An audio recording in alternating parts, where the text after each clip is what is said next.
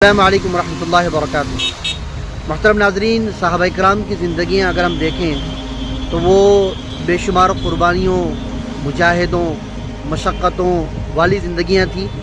اللہ کو راضی کرنے کے لیے صحابہ کرام نے اپنی جانوں، مالوں، خواہشات، ہر قسم کی قربانی دی۔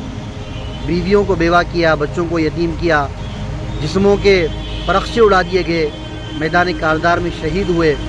اور ہم مسلمان ہیں کہ تھوڑی سی قربانی بھی ہم دینا نہیں چاہتے، یہاں تک کہ فجر کی نماز کے لیے ہم بستر بھی چھوڑنا نہیں چاہتے۔ صحابہ کرام اتنی قربانیاں دینے کے باوجود، ہر شے، ہر چیز کو اللہ کے نام پر قربان کر دینے کے باوجود بھی رویا کرتے تھے، ڈرا کرتے تھے، ان کے دلوں میں خوف تھا۔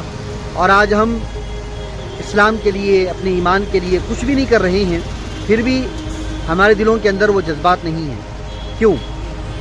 کیونکہ صحابہ کرام کو ہمیشہ اس بات کا ڈر رہتا تھا کہ پتہ نہیں ہمارے حق میں جنت کا فیصلہ ہوگا یا دوزخ کا فیصلہ ہوگا، اس لیے جنت کے حصول کے لیے وہ ہر قسم کی قربانی دینے کے لیے ہمہ وقت تیار رہتے تھے۔ ہم مسلمانوں کو بڑی غلط فہمی ہو گئی ہے کہ ہم نے کلمہ لا الہ الا اللہ محمد رسول اللہ پڑھا ہے تو بس جنت ہماری ہے۔ یہ بہت بڑا دھوکہ ہے۔ جب چاہا نیک عمل کر لیا، جب چاہا چھوڑ دیا۔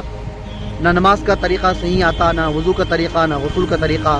قرآن کریم کی ایک آیت ہے، اعوذ باللہ من الشیطان الرجیم، بسم اللہ الرحمن الرحیم، یا ایہا الذین آمنوا ادخلوا فی السلم کافہ ولا تتبعوا خطوات الشیطان انہ لکم عدو مبین۔ صدق اللہ العظیم۔ اللہ پاک اس آیت میں صاف فرما رہے ہیں کہ ایمان والو، اسلام میں پورے کے پورے داخل ہو جاؤ۔